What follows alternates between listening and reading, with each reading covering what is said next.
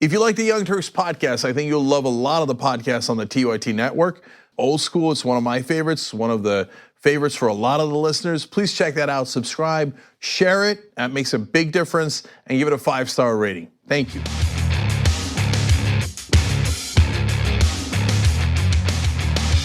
Welcome to the Young Turks. I'm Anna Kasparian. Joining me today are Ramesh Srinivasan. That was perfect. I know, I've been practicing. Thanks, Anna. Like in front of a mirror, like Ramesh Srinivasan. No, I'm kidding. That would I be the have biggest not been honor practicing. But I think we've done the show enough together for me to get your name right. You got it. You got it. And Emma Vigeland joins in as well. By the way, Emma's going to be on the first hour all throughout the week, and Nice. I love it. Except Friday. Oh. So just today and tomorrow. Okay, fine. and yesterday and the day before. So watch those clips, especially the one on Tulsi Gabbard. Yeah. I saw that. we've I been saw that having- at home last night, actually. It was cathartic. Yeah.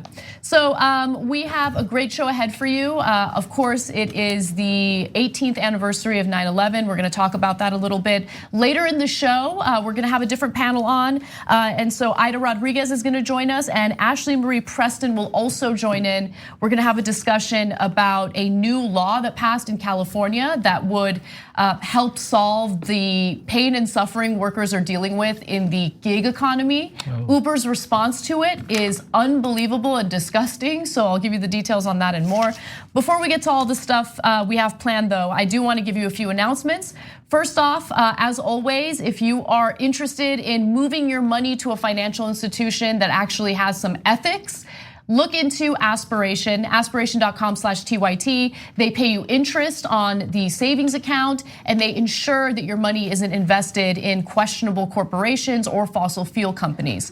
Also, Shop TYT is looking for submissions for their latest climate change shirt design. So if you're interested in submitting your artwork, shoptyt.com, all you need to do is go to the website tyt.com/notice, tyt.com/notice, and you will receive either $100 or Shop TYT merchandise in the equivalent value if your design is chosen. And also, let's keep it real, it'd be awesome to have your design as part of one of our shirts. This week we are going to do special coverage of the debate taking place in Houston, so make sure you check that out. And Cenk Uygur is also going to be in Houston for a rally that'll take place. So debate coverage is going to happen tomorrow night beginning at 11 p.m. Eastern time, 8 p.m. Pacific. And then the Houston rally is also going down before the debates take place. You can find more information about that at tyt.com/rally. And then one more little announcement. I will be on Cuomo Prime Time tonight, so please check it out. I'll be on live close to the top of the hour, 6 p.m. Pacific time, 9 p.m. Eastern. That's awesome. Thank you, thank you. Yeah, it's fun. I mean, I love going on there because it gives me an opportunity to share a progressive perspective and oftentimes debate someone on the right. Yeah, and Cuomo should get credit for putting you and Cenk on pretty regularly. Yeah. It's one of the few shows on TV, cable news, that's putting progressive voices on. Well, you know, to his credit, he's one of the only members of media who actually uses his TYT membership. Remember, we had that membership drive. Oh, right. And he's like, all right, I'll check it out. And so this is how you win people over. This is how you persuade people. It's by sharing a message and doing so in a thoughtful and civil way. And so I do give Cuomo a lot of credit for that. All right, now with that said, let's get to the news. I was down there and I watched our police and our firemen down on 7-Eleven, down at the World Trade Center right after it came down. There's Donald Trump back in 2016 referring to 9/11 as 7/11, and some might think, what's the big deal? I mean, it was just a little mistake, a little slip of the tongue. But Trump, unfortunately, has made 9/11 about him over and over again. Today is the 18th anniversary of that tragic day, and Trump again has decided that he is going to make this about him and airing his grievances. So first, he started off the day with a tweet that did commemorate 9/11. It features Melania Trump and himself in a photo that says "We will never forget." But only 10 minutes after that, he started attacking Jerome Powell, the chairman of the Federal Reserve, demanding lower interest rates. He also complained about an ABC Washington Post poll that shows that his approval ratings are dismal and continue to fall. He was whining about polling that shows Americans are worried about a recession, and they should be worried because Mick Mulvaney, Donald Trump's own acting chief of staff, told GOP donors that it's very likely a recession is coming and buckle up. And then finally, he also lashed out on fake news, which is just a typical thing that Trump does on a daily basis. But I do want to show you how Trump has responded or talked about 9/11 in the past. Let's start off with this next video, which shows him talking to a reporter on the day of 9/11. Did you have any damage, or did you know what's happened down there? Well, it was an amazing phone call I made. 40 Wall Street actually was the second tallest building in downtown Manhattan, and it was actually, before the World Trade Center, was the tallest. And then when they built the World Trade Center, it became known as the second tallest, and now it's the tallest. So on the day of that terrorist attack that has changed this country forever, he has decided, you know what, it's a good chance for me to promote how tall my building is.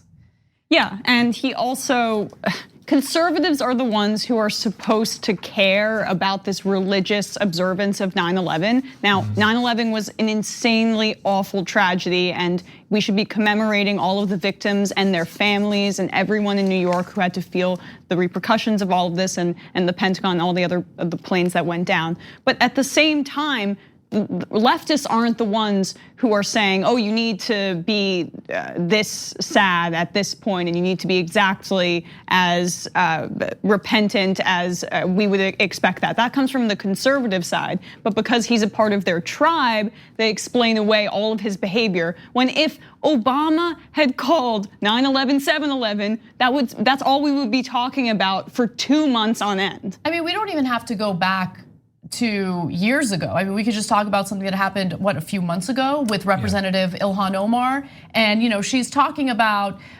the treatment of Muslims after 9/11. And because she didn't use the exact wording that Republicans deem appropriate, they attacked her as some terrorist who's a believer in Sharia law. I mean, every attack you could imagine Representative Ilhan Omar has had to deal with. At the same time, you have our president on a regular basis, either using 9/11 for financial gain, and I'll give you some details on that in just a second, or more importantly, saying things that are so incredibly insulting to the victims of 9/11, making it all about him and his narcissism. Yeah, I mean, absolutely. It's there's just a clear pattern again and again and again, and I feel on a daily basis we see it, which is Trump's main comments are generally about himself. It's about himself, it's about I'm right, and therefore you and everyone else are wrong. But outside of that kind of craziness and that pathology, I think you made a great point there, Emma, that I wanna kind of pick up on, which is really about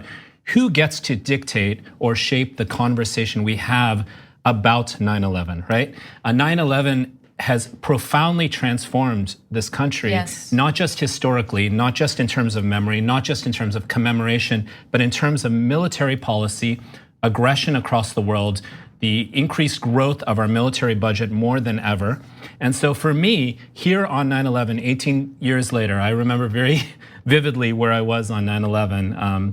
And it's an opportunity here for us to think about where have we gone since then? What did that mean for us? And what might have been another response? And what are paths we can take right now moving forward? But we're the only people doing that reflection. The Republican Party, this is the same party that tries to kill 9/11 first responders bills every time they come up, healthcare for those first responders. And yet they're the ones outraged at Ilhan Omar for not using the exact right wording, when it's really their outrage that she wears a headdress and is a Muslim person representing a district in Congress. And that's really what it comes down to. It's a political prop to them. 9/11 means what they want it to mean and when they want it to mean something at all. That's a great point. And I also want to add to your list of how 9/11 changed us, and in a lot of ways changed us for the worst, by adding the fact that our civil liberties were taken away. Unfortunately, many Americans bought into the fear mongering that we heard from the Bush administration, and we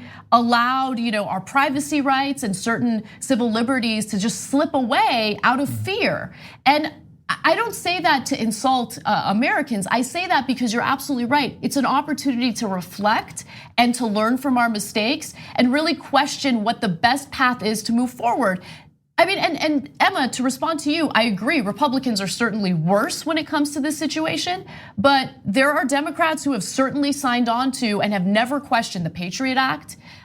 They have voted along with defense spending, and they've been pretty complicit in some of the unnecessary wars we've gotten involved in. Not all Democrats, but certainly the ones who are willing to accept that defense money spending as well. So this is an opportunity to hold lawmakers accountable and reflect on how we further victimized Americans after that tragic day, because that is what's happening. And we further victimized people in other countries because of what happened on that day. Civilians, innocent civilians who had nothing to do with it whatsoever. And let me just note that there were Saudis, of course, involved in that tragic day. And we are fighting their war on their behalf in Yemen right now. That is what Trump has signed on to, and he does not question. And any time our lawmakers try to reverse course, Trump vetoes it. Well, it's a genocide, not just a war, which You're I right. feel like Absolutely. our viewers should know. And I just want to kind of emphasize the point that not only did we give up our privacy, our civil liberties,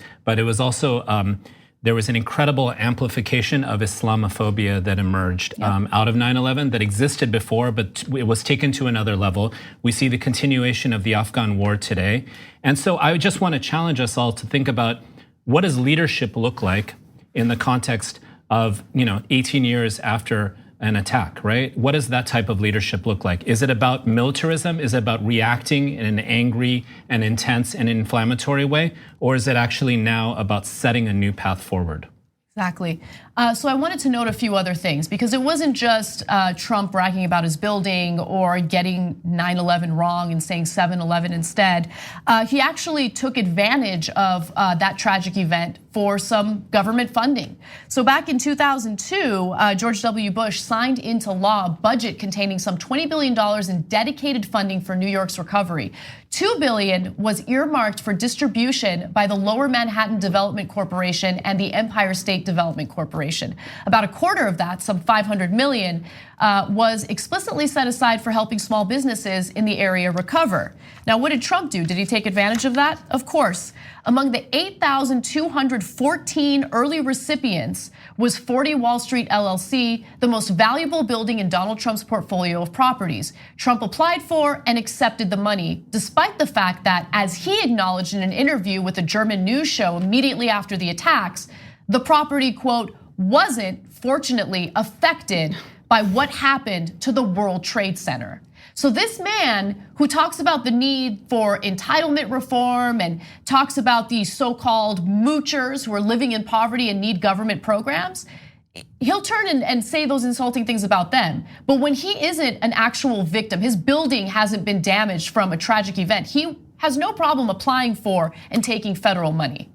And the complicity of someone like Rudy Giuliani, who was a major part of his campaign and who was mayor during this time, and he never lets us forget it, that he was mayor on 9/11 and that was his fear-mongering way to gain more political power, stood by his side knowing the corruption that happened when he took those federal funds. Because as someone from New York, the entire financial district down there was ravaged for years and years, and businesses are literally just starting to recover right now. It's still in some ways a ghost town at night, but it took so long for those actual small businesses to gain traction once again. So to have this grifter come in and actually take the federal funds that are supposed to be for small businesses in a city that I love and live in, it's just another layer on top of the things that he does that are so harmful. And he did it before he was even an elected official. So the destruction of him knows no bounds. Yeah, he's a scammer, and he has, like many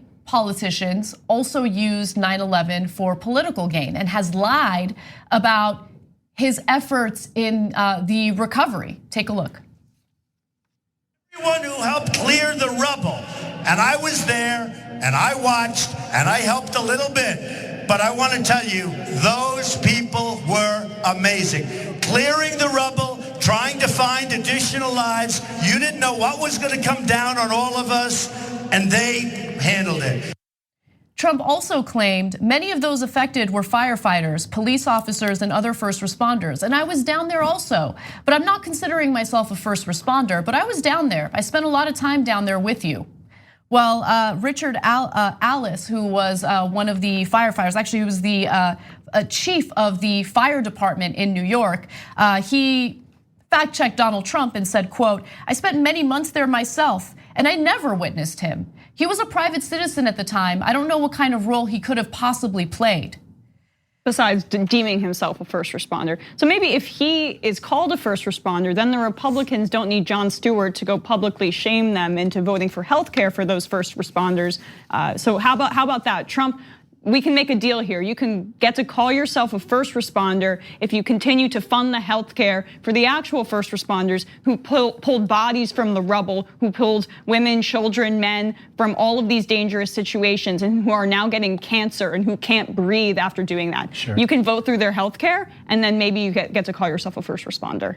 And I think there's a common playbook here, which is it's in moments of great shock, in moments of disasters where you see various sorts of policies enacted and that actually can be incredibly debilitating, and they really select who counts and who doesn't, right? Look at us right now, 18 years after this incredible event, this traumatic event. We can't get first responders healthcare, but our military budget has blown up. Right. So it's very clear in those moments, as per like Naomi Klein's shock doctrine, or what she calls disaster capitalism, in those disasters are opportunities to pivot and take power, political lasting power. And that is exactly what the Republican Party has done over and over again.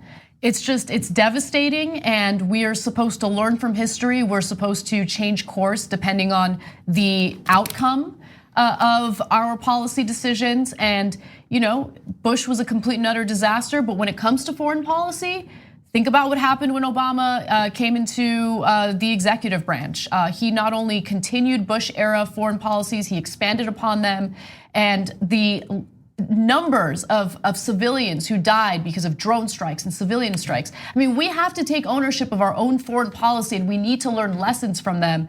Unfortunately, we don't see that type of lesson learned by our own politicians, our own representatives. And President Obama had an opportunity to get into that office and restrict the powers of the executive so that someone like Donald Trump couldn't come in and within 14 months, 16 months, already kill more civilians in Iraq and Syria than Obama did in his entire presidency, and he killed a lot. So even though he identifies himself as someone on the left, he certainly was far to the right and authoritarian when it comes to the powers of the executive. I mean, there's an expression I really appreciate in moments like this, which is history is what's happening. And so we can really see that right now on today. Yes. We have to take a break. When we come back, we are going to give you an update on what's happening to refugees from the Bahamas. Donald Trump is an unbelievably bad person. I know it's not shocking at this point, but the way that he's treating these people is unbelievable. And later we will also discuss some of the other ramifications of what happened on 9/11, including the waste of our resources in Guantanamo. We'll be right back. We need to talk about a relatively new show called The Republic, or UNFTR.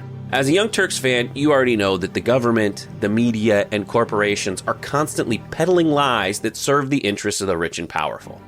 But now there's a podcast dedicated to unraveling those lies, debunking the conventional wisdom. In each episode of The Republic, or UNFTR, the host delves into a different historical episode or topic that's generally misunderstood or purposely obfuscated by the so-called powers that be, featuring in-depth research, razor-sharp commentary, and just the right amount of vulgarity. The UNFTR podcast takes a sledgehammer to what you thought you knew about some of the nation's most sacred historical cows. But don't just take my word for it. The New York Times described UNFTR as consistently compelling and educational, aiming to challenge conventional wisdom and upend the historical narratives that were taught in school. For as the great philosopher Yoda once put it, you must unlearn what you have learned. And that's true whether you're in Jedi training or you're uprooting and exposing all the propaganda and disinformation you've been fed over the course of your lifetime. So search for UNFTR in your podcast app today and get ready to get informed, angered, and entertained all at the same time.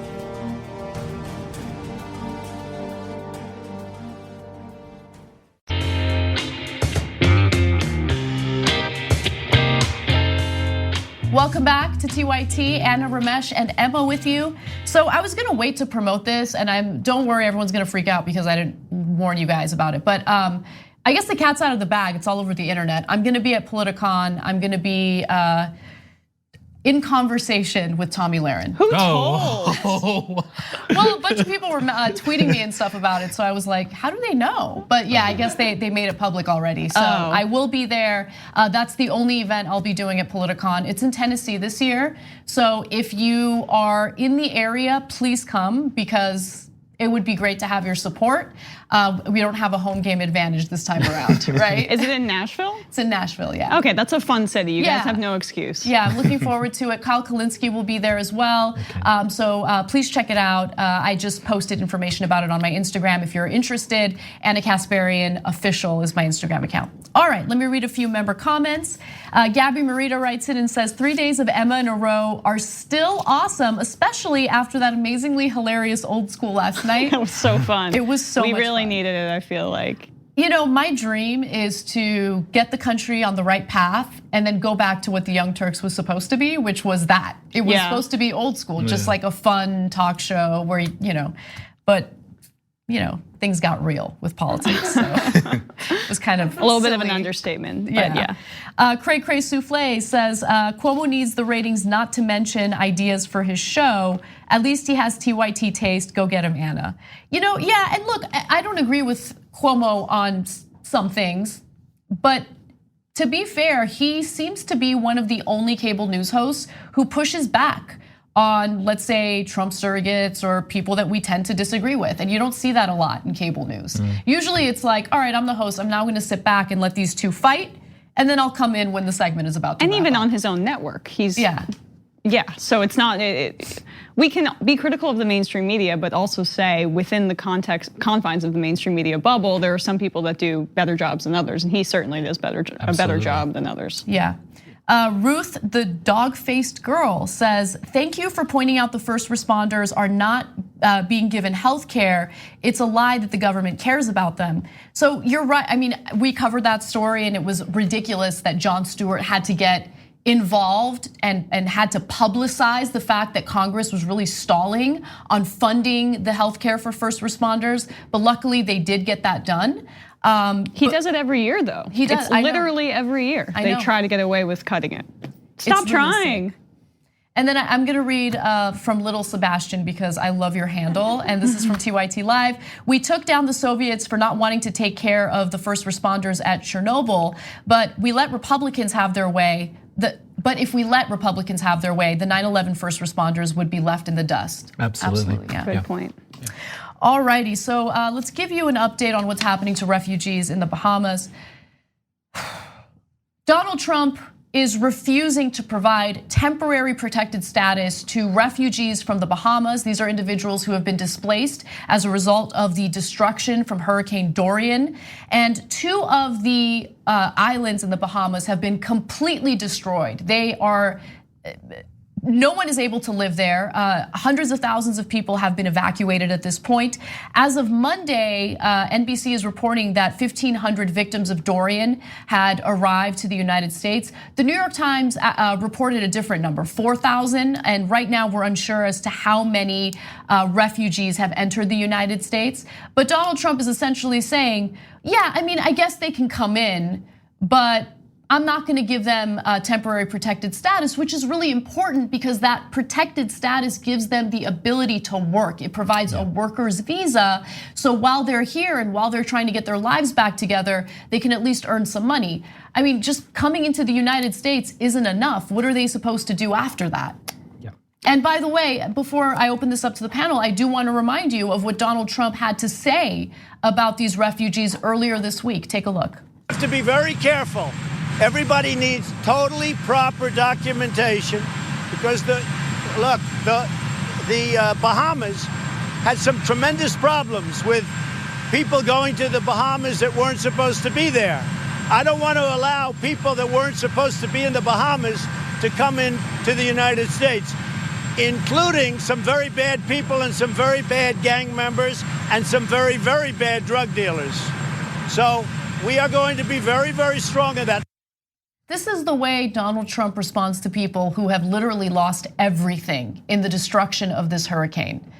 His mind immediately goes to bad people. Why? Why does his mind immediately go there? It's both a personal sort of way in which he sees others and obviously like reeks of racism, but it also speaks to a particular strategy that occurs when, again, disasters like this occur. And we see how climate change in this example has such real effects in terms of not just on people's lives, but politically in terms of picking the winners versus picking the losers, right? And so in this sense, we see how Trump rhetorically is able to describe these people as gang members, et cetera, as a way to actually basically discriminate against these people from having the type of status that we would want in terms of showing leadership around climate change. Well, imagine if this hurricane had completely decimated an island like Bermuda, right? Another island where rich people go, more so, and they hide their money there. So they're actual criminals too. They just look a little bit more like Donald Trump, except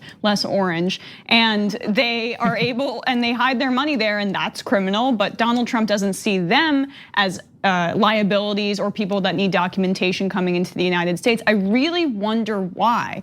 And secondly, I mean, Trump's a criminal. Let's keep it real. He is a criminal. Yeah. Donald Trump has on multiple occasions scammed Americans just to make a buck. He did it with Trump University. He did it to donors to his own charitable foundation, Trump Foundation, so he can buy a portrait of himself and settle his lawsuits with money from that charitable organization. I mean, he rips people off to enrich himself on a regular basis. He is a criminal. It's comical. We all know that it's comical. But I mean, again, there's a picture of what Donald Trump sees as a criminal, and it's not himself, and it's not people that look like him, even though his entire administration is stacked with people who have done shady thing after potentially illegal thing. But it's really just like, okay, so the Bahamians were just waiting to engineer this hurricane with their weather machine or whatever BS he believes that he heard on Alex Jones about the frogs and all of that. And then they decided to do it just then so all of these criminals and gang members could come here and sell the drugs and do the terror just specifically now.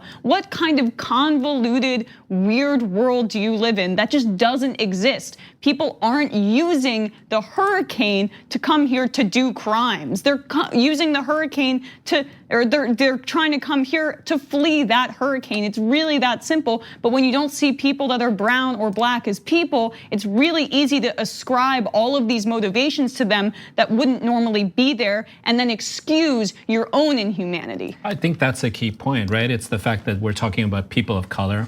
We're talking about generally rural and or working class people. And we're talking about how those sorts of people, because of who they are criminalized, right? But I also think we should look at this very carefully relative to what happens in Puerto Rico. And we should see these things as very consistent with one another.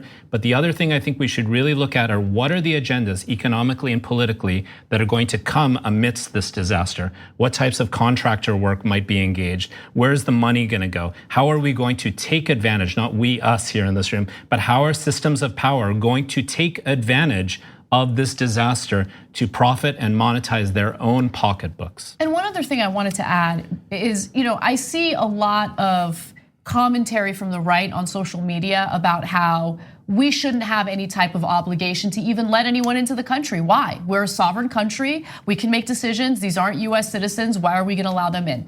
Well, here's the thing. When the United States not only contributed the vast majority of pollution and the vast majority of human activity that led to climate change and to these extreme weather conditions, we're now perpetuating the pollutants and the activity that has led to this situation to begin with, right? And Trump has rolled back all these regulations. These hurricanes are more intense now. These weather conditions are more severe because of what's happening to our climate. We are responsible for that, partly a great deal responsible, and we do have an obligation to help people when they've been victimized by these severe weather conditions. But that's the thing. I mean, the United States, and this is of course true of the Trump administration, but I think it's true of our culture.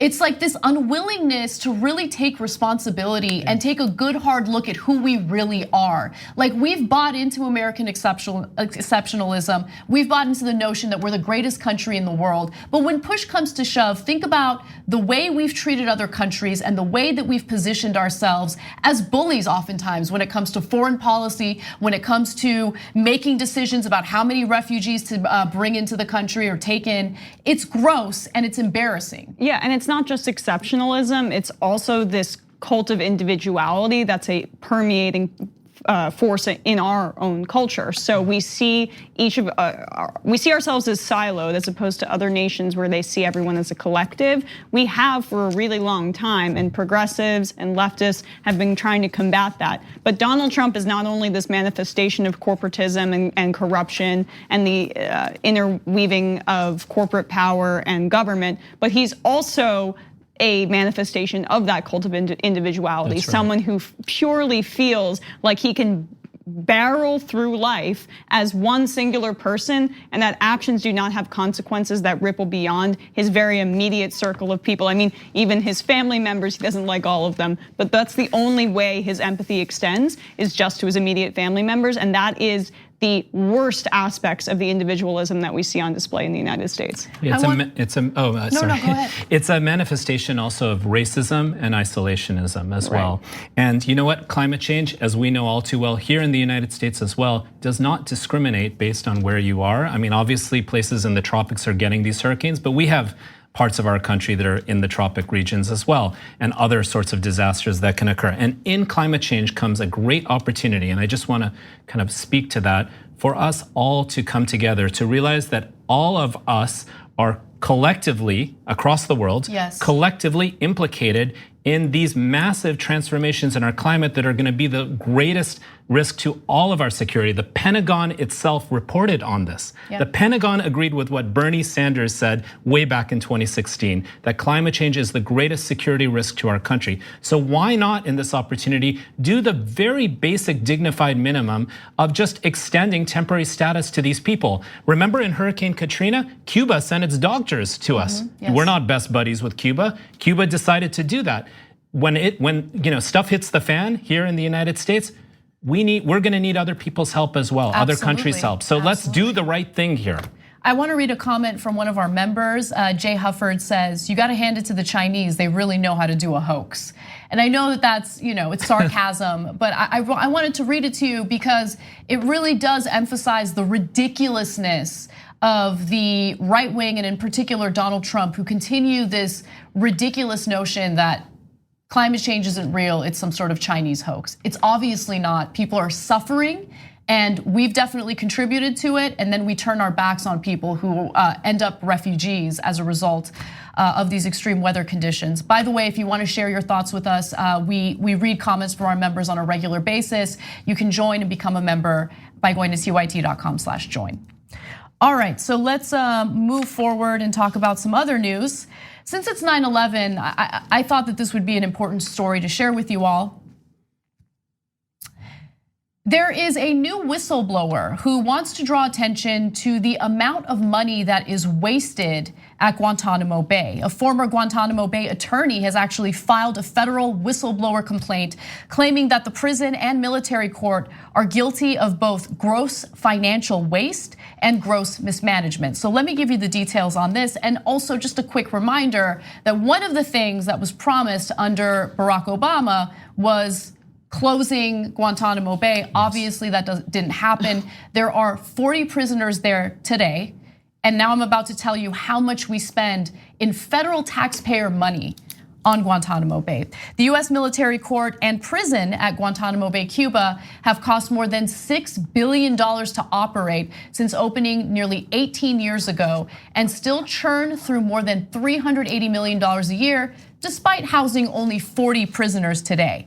$380 million a year does not include the $60 million annual expense of operating Guantanamo's naval base or the salaries of military personnel, including the 1,800 guards overseeing the detention center's prisoners. There are the 40 prisoners, 1,800 guards. That's right. I mean, incredible. So these are just some other figures I looked up. So there were 800 detainees in the history of Guantanamo. 500 were released under Bush, 197 under Obama, and there has been one person that's been convicted because this was just a rounding up of brown Muslim people in the wake of 9/11, because again, as we've talked about throughout the show, our civil liberties were able to be completely decimated, and internationally they were just not even acknowledged. I mean, the idea of a quick and speedy trial, these 40 people have been there for what, 2 decades at this point, or I don't even know the specificities of these detainees, but they're certainly not receiving habeas corpus rights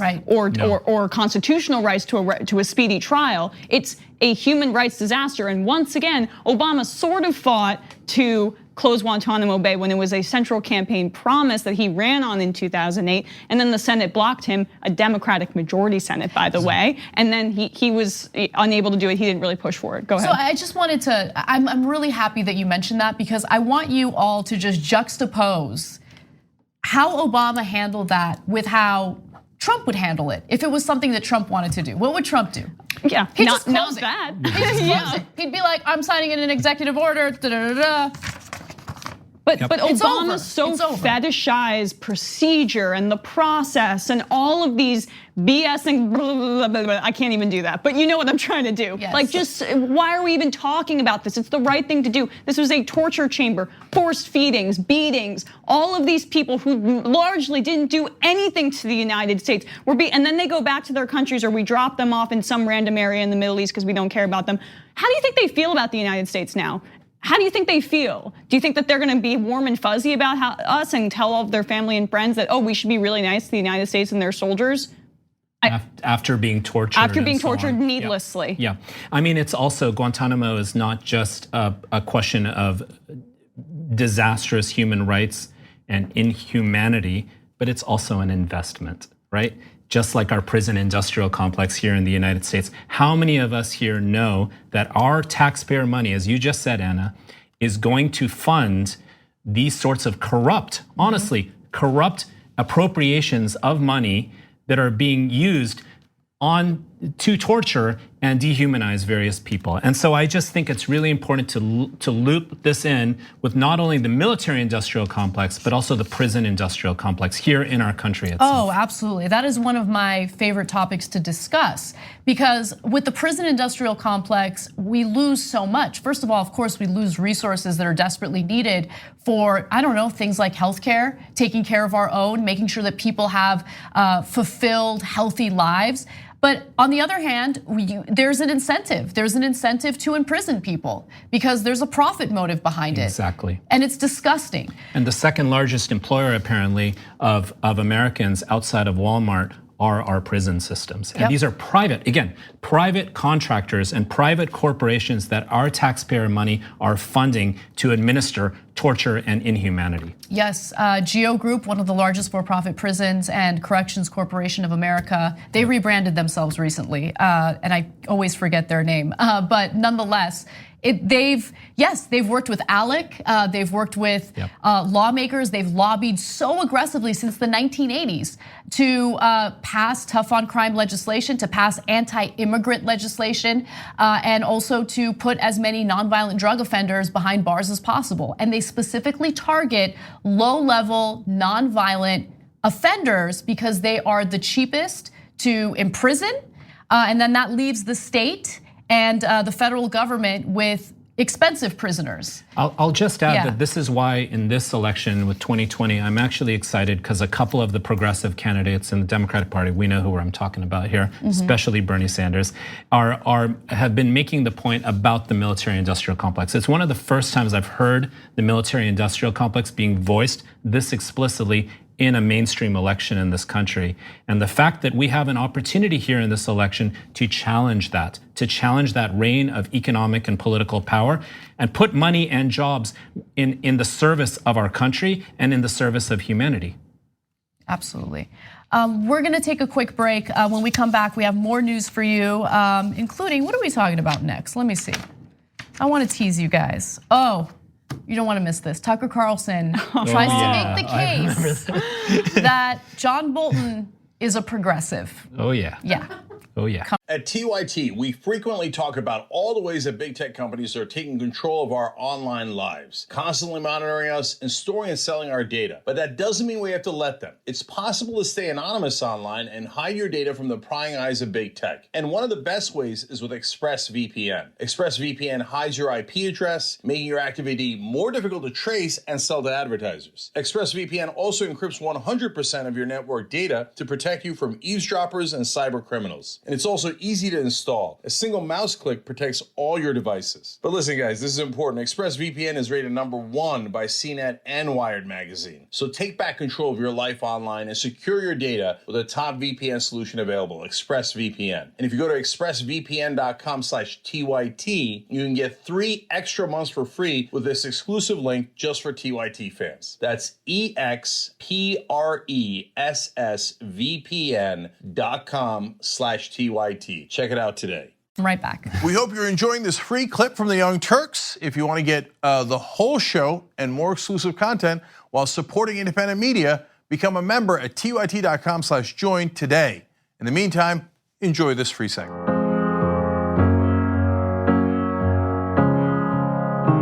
Welcome back to TYT. I want to read a few member comments for you. Hangry Skywalker makes a point that I've been making, and I that's love why that I like name. it. Hangry Skywalker. We've heard from Hangry before. And again, these are members. If you're interested in becoming a member, go to tyt.com/join. The comment is, I bet if the refugees were from Norway, he'd have no problem letting them in. Good work, Bart. Eclectic Miscellanea says, Politicon is in Tennessee and Anna is going to be appearing. I'm in Memphis, about 3 hours from Nashville, but I need to find a way to make it.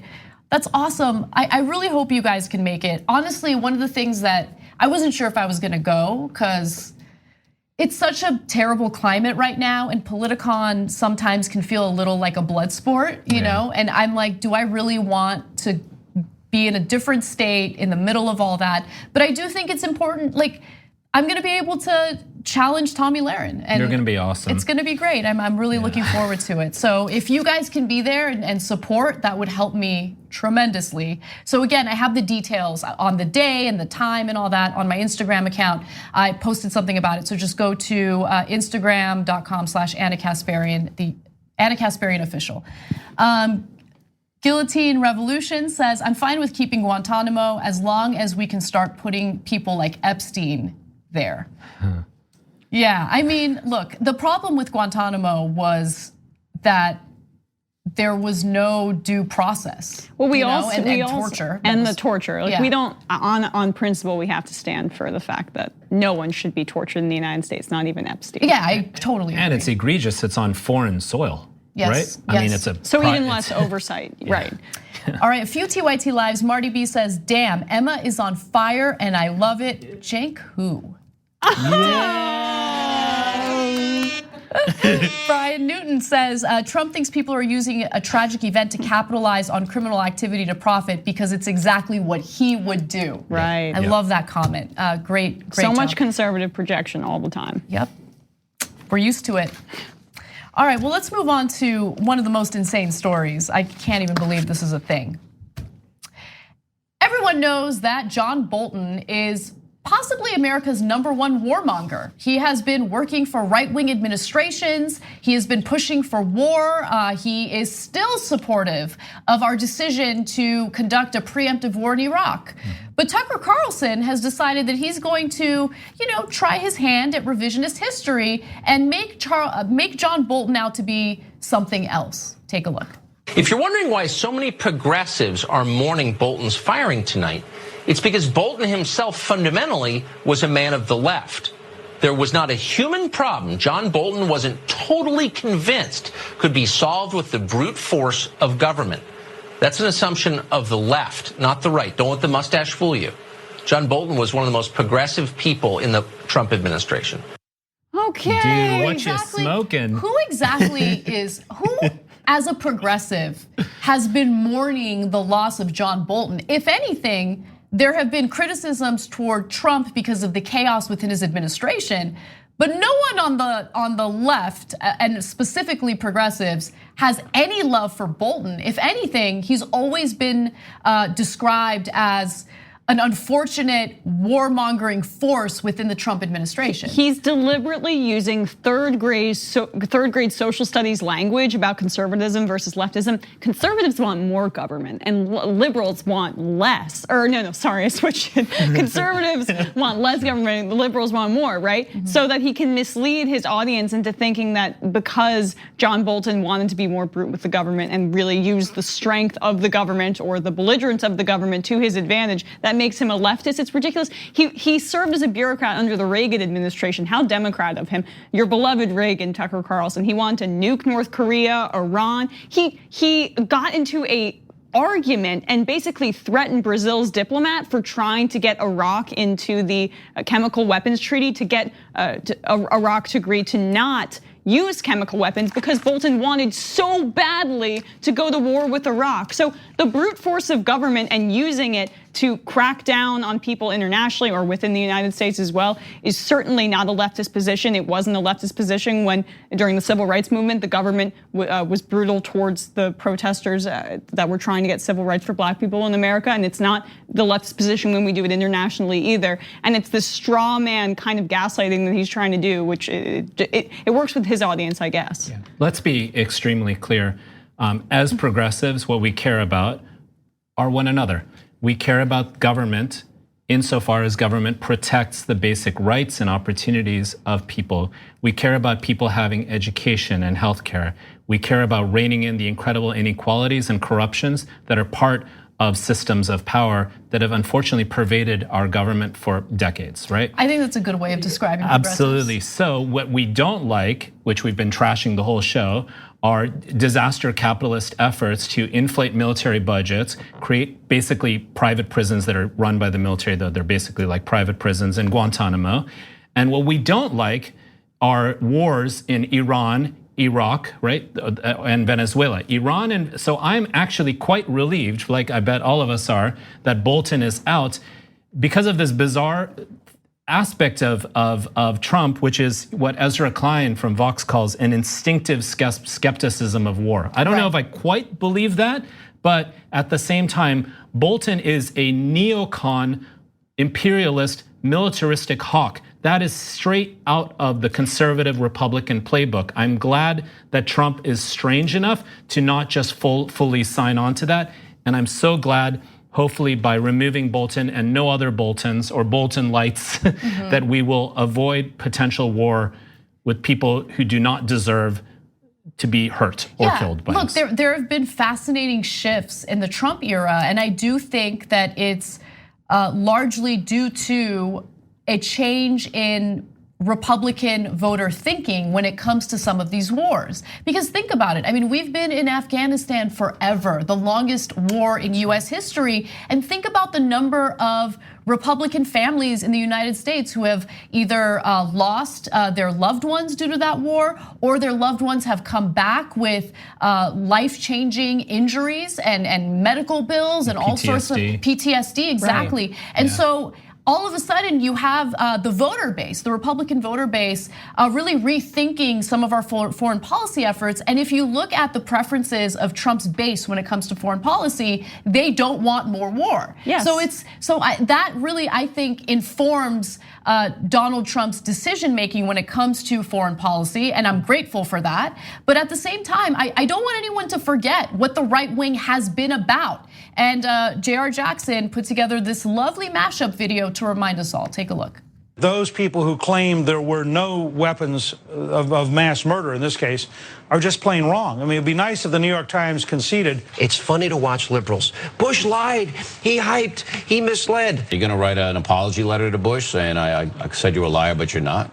Alan, President of the United States has been vindicated tonight. I disagree. Hang on. What we've found out today is that there are more weapons of mass destruction, which gives yet another reason for having gone to war in Iraq. Reverend Sharpton, everybody. Can't wait for the WMD apology. How about liberals now apologize to the country?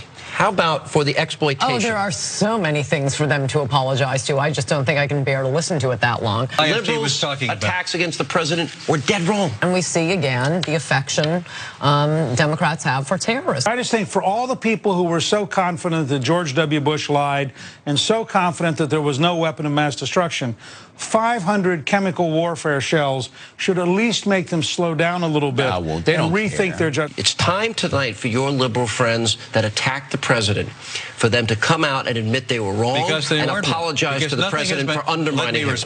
Well, okay. So what's fascinating about those old cable news clips is that Tucker Carlson was also on cable news back then. And he, at that time, was sucking on the teat of the Bush administration, who was exercising an offensive illegal war in Iraq. I can't believe how perfect that B-roll is.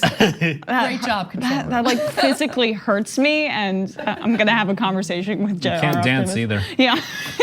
No, but I mean, that was what he was, and now he's trying to rebrand himself as a Rand Paulian, Mike Lee-esque libertarian when it comes to war. He does not have credibility on this issue because we have tape of you. That's what happens when you're a public figure, dude. I'm really sorry. Yeah. It's amazing how many people in cable news fail upward. Right? I mean, all those people are still public figures. They still have jobs. I mean, they pushed for a war that's been a complete and utter disaster. They still have their jobs. I'd love to know how much money he makes. I mean. And I think it's important to realize how, in some ways, the optics and maybe what the Republican Party is trying to stand for or does stand for has shifted somewhat. It's not about being against military per se. The military budget has blown up. We've just spoken about that, right? It's about supplanting a certain playbook of neocon imperialism and militarism, which we pay for as taxpayers, with isolationism to some extent, definitely racism, and just supporting the interests of the 1%. But as this 2020 election nears, we should not think that the dismissal of John Bolton is the dismissal of a possible war. And we gotta stay on it, and we gotta call it out and make sure it doesn't happen. Absolutely. All right, one final story for the first hour, a little electoral politics for you. North Carolina held a special election for a House seat yesterday, and unfortunately, Dan Bishop, the Republican in the race, won by a very narrow margin. He won against Democrat Dan McCready, who ran as a moderate Democrat. And this was a special election because there was a little voter fraud, first time around at the hand of the GOP side here, which is usually the case. But to give you some more details on this, and I want to have a discussion of what we can learn from this. Moving into the 2020 election. The 2018 midterm race for the seat in which McCready barely lost against a different Republican was in question for months because of evidence of election fraud on the GOP side. The election was finally thrown out, an embarrassing conclusion for state Republicans who had carved the lines of the deeply red district. So let's just stop right there.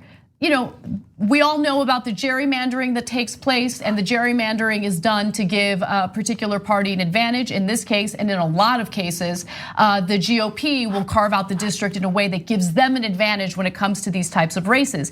Even so, we have a Republican who won by a very narrow margin. Just something to keep in mind as I move forward. In 2018, Democratic candidates flipped several GOP-held House seats in districts that Trump had won, a sign of distaste among moderate and suburban voters who reluctantly backed him in 2016.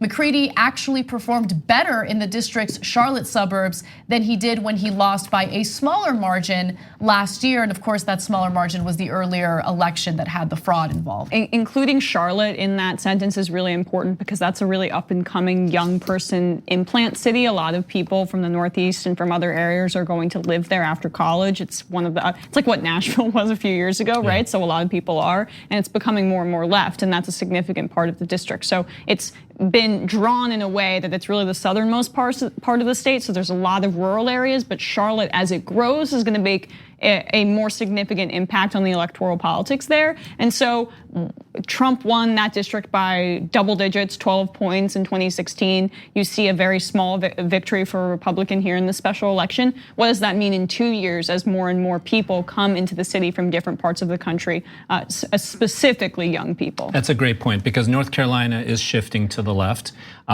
These places like Charlotte are shifting to the left. The victory here was less than 2%. Trump likes to take credit for that as some sort of mandate of his, but this is a deeply red district that already has shifted from Trump winning by 12% to winning by 2% here, which means that if a 2020 candidate emerges, and here's the thing I'm super psyched about, that actually has a legitimate perspective that speaks to working people in that district, then it's going to represent a real contrast with the Trump Republicanism, right? And so I think that there's actually this is good news potentially, not in this victory itself, but overall the trajectory is shifting where if a real progressive comes and challenges that district, they could definitely win that district. You don't think Joe Biden's going to excite that ain't what I'm talking about.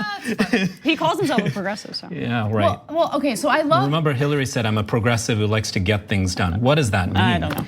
So one thing I wanted to also bring up, and you touched on it a little bit, is the individuals who did vote for Trump but have this disdain for him, or at least they find him distasteful, right? So these are not people that we necessarily agree with on the vast majority of issues, but they do not like some of the rhetoric coming from Trump. They don't like his social media activity. And so these are people who went to the polls. And even though Bishop won by a narrow margin, it is important to remember that some of these voters are willing to vote for a Democrat for the general election. Now, I mention that because you're right, Trump is taking a victory lap. He believes that Bishop won because Trump endorsed him. He said via Twitter, Dan Bishop down 17 points 3 weeks ago. He then asked me for help. We changed his strategy together, and he ran a great race, big rally last night. Now it looks like he's going to win. CNN, MSNBC, blah, blah, blah. He goes after the media. But it's important to remember where Trump is when it comes to his approval rating. In fact, he was crying about it on Twitter today. And it's because a new Washington Post ABC poll released yesterday found that 56% of voting age Americans say they disapprove of Trump's performance in office, and his approval rating among that demographic is at 38%. I also want to note, or not note, but I want to quote one of the voters that the New York Times spoke to, and she's a young woman, Stephanie Dillon is her name, and she says, quote, "The whole kind of sexist persona totally turns me off. Why is Trump spending his time tweeting to celebrities?" This is an individual who voted for Trump. Look, Trump acknowledged, which Hillary Clinton didn't do in 2016, the disenfranchisement that many working poor white folk experience. And that's something that we should all feel compassionate toward as progressives, because that's why a candidate in 2020 who acknowledges those concerns, but is actually going to do something about it instead of spinning his wheels in egoism and bizarro world, is gonna win. So it's really up to us to make that happen. It can't be a moderate Democrat because Trump has a vision. Is the 2020 nominee going to have a vision, or is it going to be like, oh, we're just gonna, Barack Obama liked me, it was. Yeah, I mean that is that is the only thing you can fall back on. That's all we hear from Biden. It's not going to inspire people. You got to give people something to vote for. Yeah. And I have news for you. People are not going to vote for, oh, maybe things will go back to how they were before, where I was still struggling economically and I was still having a tough time, but at least I wasn't dealing with an offensive president, right? Like that's not going to make young people especially show up to the polls. I mean, you got to think about the financial situation that the vast majority of Americans are in. I keep mentioning this because it's important. Americans have more consumer debt today than they did at the height of the last recession. People are struggling. So Trump can mention the GDP numbers all he wants, but that is not a good indicator of how the average American worker is doing today. People are doing worse. The markets, which are capitalized by the elites, are doing better. Yeah, even though there's volatility. And just to buttress what you guys said, 2016 Trump voters are not the same as 2019 Trump supporters. They are able to be swayed based on exact things that you're saying right now. And just a note really on Ben Bishop, because or Bishop himself, I just think it's important to note that he was the architect of the bathroom bill in North Carolina. So he's a despicable individual, and we should not be.